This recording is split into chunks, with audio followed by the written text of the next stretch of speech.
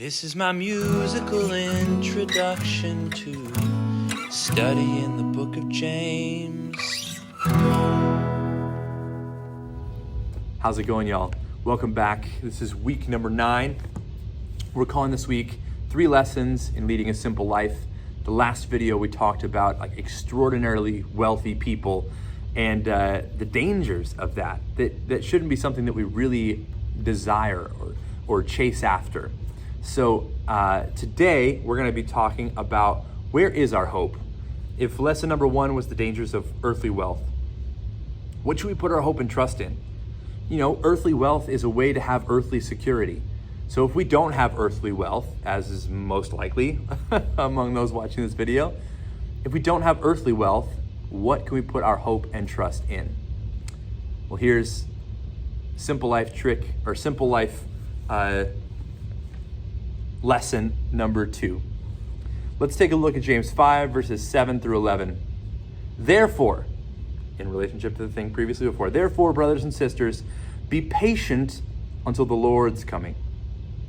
See how the farmer waits for the precious fruit of the earth and is patient with it until it receives the early and the late rains.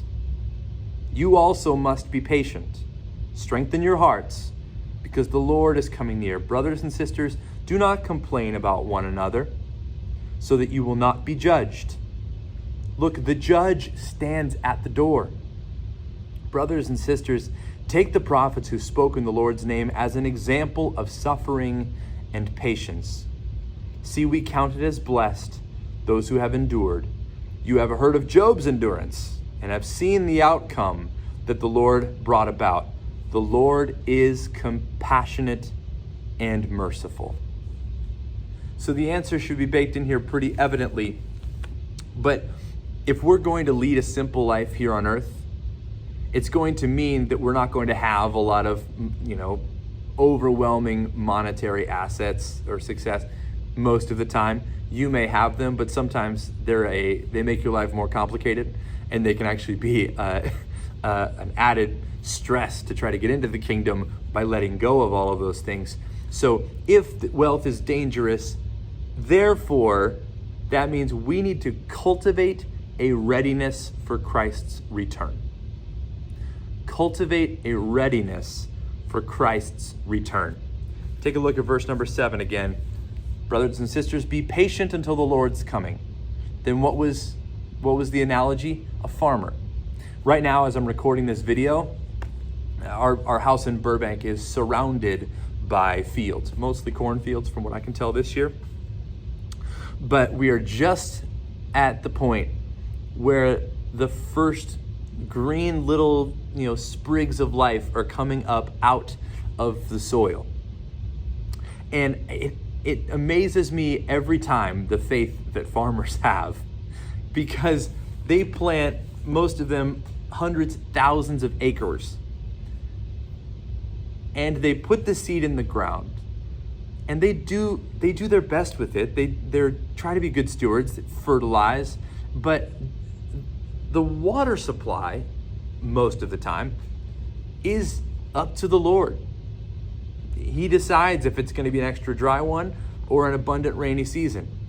And the trick is crops need certain amounts of rain at certain times, and you need to accrue a certain amount of, X number of inches per month would be ideal, and this month a little more, and this month even a little less, and eventually we need the rains to stop so everything can dry out so we can actually harvest properly. It's a really tricky business, and farmers are constantly keeping their eyes right on the crop and always on the clouds, because they know that there is going to come a time when the conditions are going to be just right, and they're going to have to jump into action, and they won't get a chance to hesitate. Okay, the water in this plant is down to a certain percentage. I got to go get it out of the field and get it in the bin, because now is the time, because you know that the winter is coming, and you're not going to be, there's a cutoff date. There's a starting date and a cutoff date, and if you don't get it done in that time, man, you are just out of luck. And similarly, in our lives, we need to have one eye on the field, one eye on the world that we're in, one eye on the people that Jesus is ministering us, having us minister to, and one eye on the clouds, watching for when the right time is going to be to bring all these people, and watching for ultimately when, Jesus splits the clouds right open and comes back down to earth to set all of these injustices right. And if we're rich, we want to have all of our stuff given away by that point. And if we're poor, we're just holding on until the right moment when we can finally see Jesus do what he has promised to do. And he has promised to return and make all things right. So if you want to live a simple, effective Christian life, cultivate a readiness for Christ's return.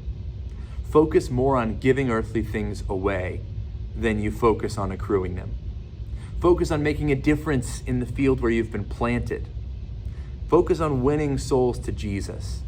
And the other stuff, the struggle, the drought, the difficult, sometimes the flood, all the things that come upon a crop in the middle of a year, all those struggles, the pain it sometimes takes to grow, just only keep one eye on that stuff.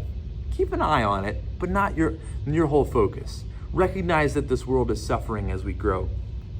But for sure, keep one eye on the clouds at all times. Because if Jesus comes back today, your list of priorities will be incredibly different than if you pretend like he's never coming back. Cool? Lesson number 1, the dangers of wealth. Lesson number 2, be ready for Christ's return. We'll take a look next time at lesson number 3, which is letting your yes be yes. See you guys. Love you.